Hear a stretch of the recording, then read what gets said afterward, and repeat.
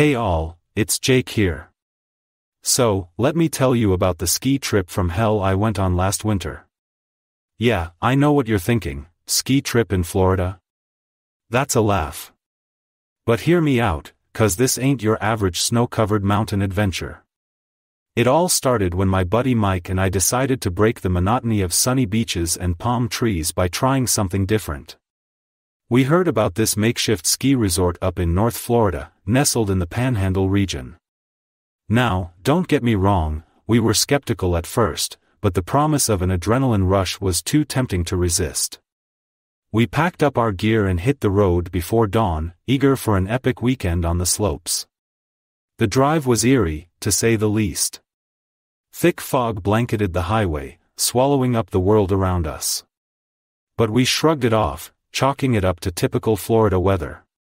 Finally, we arrived at the so-called resort, more like a rundown lodge surrounded by sparse trees and marshland. The owner, an old guy named Hank, greeted us with a toothless grin, welcoming us to the winter wonderland of the South. Yeah, right. The slopes were nothing more than glorified hills covered in artificial snow. But hey, we were determined to make the best of it. We strapped on our gear, laughed off the odd looks from the locals, and hit the trails. At first, it was kinda fun. Sure, the snow was slushy, and the runs were short, but we were having a blast. That is until we stumbled upon something that sent shivers down our spines, a dilapidated ski lift lurking in the shadows. Now, I've been on my fair share of sketchy rides, but this thing looked straight out of a horror movie.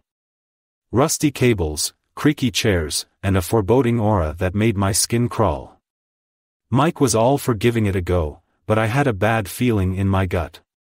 But of course, curiosity got the better of us. We hopped on the lift, ignoring the warning signs flashing in my mind. The ascent was slow and agonizing, each creak of the machinery echoing through the silent forest below. As we reached the summit, a chill swept over us, and it wasn't just from the biting cold. Something felt off, like we were being watched. I brushed it off as nerves, but deep down, I knew we had made a grave mistake. We hit the slopes once more, trying to shake off the unease that lingered in the air. But no matter how fast we skied, the feeling of dread only grew stronger. It wasn't long before dusk began to fall, casting long shadows across the barren landscape. That's when things took a turn for the worse. As we made our way back to the lodge, we noticed something peculiar, footprints in the snow, leading off the beaten path into the darkness of the forest. We should have turned back then, called it quits, and hightailed it out of there. But we were idiots, thinking we were invincible. So, against our better judgment, we followed the tracks into the unknown. The forest was eerily quiet, save for the crunch of snow beneath our boots. We pressed on, the trees looming overhead like twisted sentinels. And that's when we saw it, a decrepit cabin hidden amongst the shadows, its windows shattered and doors hanging off their hinges. Mike wanted to explore and said it would make for a killer story to tell our friends back home. But I had a gut feeling, a primal instinct screaming at me to run, to get as far away from that cursed place as possible. But Mike didn't listen. He pushed open the door and stepped inside, disappearing into the darkness within. I hesitated for a moment, the icy grip of fear tightening around my heart. And then, against my better judgment, I followed him into the abyss. The inside of the cabin was like something out of a nightmare, walls covered in peeling wallpaper, furniture overturned and broken. But that wasn't what made my blood run cold. No, it was the feeling of being watched, of not being alone in that desolate place. And then we heard it, a low, guttural growl echoing from the depths of the cabin. Mike froze, his eyes wide with terror as we both realized the gravity of our situation. We were not alone. We bolted for the door, scrambling to escape the clutches of whatever lurked in the darkness. But it was too late. Something slammed shut behind us, trapping us inside with whatever nightmare awaited. I won't go into the gory details of what happened next, the screams, the terror, the desperate fight for survival. Let's just say that not all of us made it out of that cabin alive. To this day, I still can't shake the feeling of dread that washed over me that night. They say Florida is the sunshine state, but let me tell you, shadows are lurking in the depths, waiting to drag unsuspecting souls into the darkness. As I stumbled out of that cursed cabin, my heart pounding in my chest, I knew I had to get help. But the forest seemed to stretch on forever, the trees closing in around me like accusing fingers pointing toward my impending doom. I called out for Mike, praying for some sign of his whereabouts, but all I heard in response was the echoing silence of the night. Fear gripped me like a vice, every rustle of leaves and snap of twigs sending me into a frenzy of panic. I fumbled for my phone, fingers trembling as I dialed 911. But when I tried to speak, all that came out was a choked sob, the words catching in my throat like bile. How could I explain what had happened? How could I describe the horrors I had witnessed in that godforsaken cabin? But before I could gather my wits, a piercing scream shattered the stillness of the night, tearing through the air like a banshee's wail. It was Mike, I was sure of it, and he was in trouble. I forced myself to move, limbs heavy with dread as I stumbled through the darkness, guided only by the faint glow of my phone screen. Every step felt like an eternity, the forest closing in around me like a suffocating embrace. And then, just when I thought I couldn't go on, I stumbled upon a clearing bathed in moonlight. And there, lying on the ground in a pool of blood, was Mike. I rushed to his side, heart pounding in my chest as I checked for signs of life. But it was too late, he was gone, his lifeless eyes staring up at the starless sky with an expression of terror frozen on his face. Tears streamed down my cheeks as I cradled his lifeless body, cursing myself for ever setting foot in that cursed place. But as I gazed into the darkness beyond, I knew that my ordeal was far from over. I stumbled through the forest, haunted by visions of the horrors that lurked in the shadows. Every snap of twigs, every rustle of leaves sent me into a frenzy of terror, my mind playing tricks on me as I struggled to find my way back to civilization. But just when I thought I couldn't go on, I saw it, the faint glow of headlights cutting through the darkness like a beacon of hope. I stumbled towards them, crying out for help as if my life depended on it, which, in that moment, it did.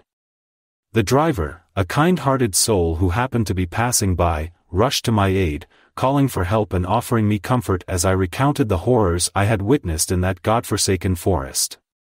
And as the flashing lights of the ambulance appeared on the horizon, I knew that I had escaped the clutches of whatever nightmare had befallen me, but the memories would haunt me for the rest of my days. So, if you ever find yourself tempted by the promise of adventure in the wilds of Florida, heed my warning. For shadows are lurking in the depths, waiting to drag unsuspecting souls into the darkness. And once they have you in their clutches, there's no escape from the nightmare that awaits. Hey everyone, it's Alex here. Pull up a seat, 'cause I've got a bone-chilling tale to share with you, straight from the icy depths of Nevada. So, buckle up, 'cause this is gonna be one wild ride. It all started innocently enough. Me and my buddies, Jake and Ryan, decided to escape the hustle and bustle of city life with a weekend ski trip in the rugged mountains of Nevada. We'd heard whispers of a hidden gem of a ski resort nestled amongst the peaks, and we were eager to check it out for ourselves. The drive up was a blur of excitement and anticipation, the winding mountain roads stretching out before us like a promise of adventure. As we neared our destination, the landscape shifted from barren desert to snow-capped peaks, a stark contrast that took our breath away. We arrived at the resort just as the sun was setting, casting long shadows across the pristine snow. The air was crisp and cold, the silence broken only by the distant howl of the wind as it whipped through the mountain passes. We checked into our cozy cabin, giddy with excitement at the prospect of hitting the slopes bright and early the next morning. But little did we know, our weekend getaway was about to take a sinister turn. The next day dawned bright and clear, the sky a brilliant shade of blue as we geared up for a day of skiing. We made our way to the base of the mountain, the thrill of adventure coursing through our veins as we prepared to tackle the pristine slopes. The first few runs were a blast, the powder soft beneath our skis as we carved our way down the mountain with reckless abandon. But as the day wore on, a sense of unease began to settle over me like a dark cloud. I couldn't shake the feeling that we were being watched and that something was lurking in the shadows just beyond the edge of my vision. But I brushed it off as nerves, chalking it up to the isolation of the mountain wilderness. That's when we stumbled upon it, a narrow trail leading off the beaten path and into the depths of the forest. Jake was all for exploring, and said it would make for an epic adventure. But Ryan and I were hesitant, a nagging sense of dread tugging at the corners of our minds. Against our better judgment, we followed Jake into the unknown, the trees closing in around us like silent sentinels as we ventured deeper into the heart of the forest. The air grew colder with each step, a bone-chilling cold that seeped into our bones and froze us to the core. And then we saw it, a dilapidated cabin hidden amongst the trees, its windows shattered and doors hanging off their hinges like gaping maws ready to swallow us whole. It was like something out of a nightmare, a relic of a bygone era forgotten by time. But Jake was undeterred, his sense of adventure outweighing any sense of caution as he pushed open the door and stepped inside. Ryan and I hesitated for a moment, the darkness within beckoning us with its siren song of mystery and danger. And then, against our better judgment, we followed Jake into the abyss. The inside of the cabin was like a scene from a horror movie, dusty furniture covered in cobwebs, shadows dancing across the walls like phantoms in the night. But that wasn't what made my blood run cold. No, it was the feeling of being watched, of not being alone in that desolate place. And then we heard it, a low, guttural growl echoing from the depths of the cabin, sending shivers down our spines and freezing us in our tracks. We should have run, should have hightailed it out of there, and never looked back. But fear held us in its icy grip, rendering us powerless as we stood there, paralyzed by the terror that gripped our hearts. And then it emerged from the shadows, a creature straight from the depths of hell itself, its eyes glowing with a malevolent light as it lunged at us with inhuman speed and ferocity. I won't go into the gory details of what happened next, the screams, the terror, the desperate fight for survival. Let's just say that not all of us made it out of that cabin alive. As the creature advanced towards us with predatory grace, its eyes glowing with an otherworldly intensity, our instincts finally kicked in. Jake, Ryan, and I scrambled backward, our hearts pounding in our chests as we searched desperately for a way out of the cabin. But the creature was relentless, its movements fluid and unnaturally swift as it closed in on us, its claws gleaming in the dim light. With a surge of adrenaline, we bolted towards the door, desperation lending us strength as we fought to escape the clutches of the nightmare that had descended upon us. I could hear the creature's rasping breaths hot on my neck, feel the icy chill of its presence looming just behind me as I stumbled through the snow, my lungs burning with exertion. Jake and Ryan were ahead of me, their panicked cries echoing through the forest as they struggled to stay ahead of our pursuer. And then, just when it seemed like all hope was lost, we burst out of the trees and into the open, the moonlight bathing the clearing in an eerie silver glow. But our relief was short-lived, as we realized that we were not alone. Surrounding us on all sides were more of the creatures, their eyes gleaming with hunger as they closed in on us from every direction. We were trapped, surrounded by the very monsters that had haunted our nightmares. With nowhere left to run, we braced ourselves for the inevitable, knowing that our fate was sealed. But just as the creatures descended upon us, ready to tear us apart limb from limb, a blinding light erupted from the sky, illuminating the clearing with its brilliance. In that moment of divine intervention, the creatures recoiled in fear, their unearthly cries filling the night air as they vanished into the darkness from whence they came. And just like that, they were gone, leaving us shaken but alive in the wake of their departure. We stumbled back to the resort, our bodies battered and bruised, our minds reeling from the horrors we had witnessed. But as we collapsed into our beds, exhausted but grateful to be alive, we knew that we would never forget the terror that had stalked us in the Nevada wilderness. To this day, I still can't shake the feeling of dread that washed over me that night. They say Nevada is the Silver State, but let me tell you, shadows are lurking in the depths, waiting to drag unsuspecting souls into the darkness.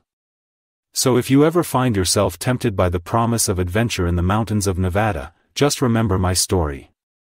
Sometimes, the most terrifying horrors are hidden in plain sight, waiting for the perfect moment to strike. And once they have you in their clutches, there's no escape from the nightmare that awaits.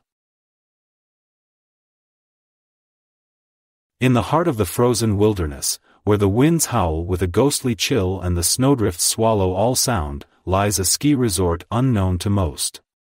It beckons to those seeking adventure, promising thrills beyond imagination. But beneath its pristine facade lies a darkness that few dare to confront.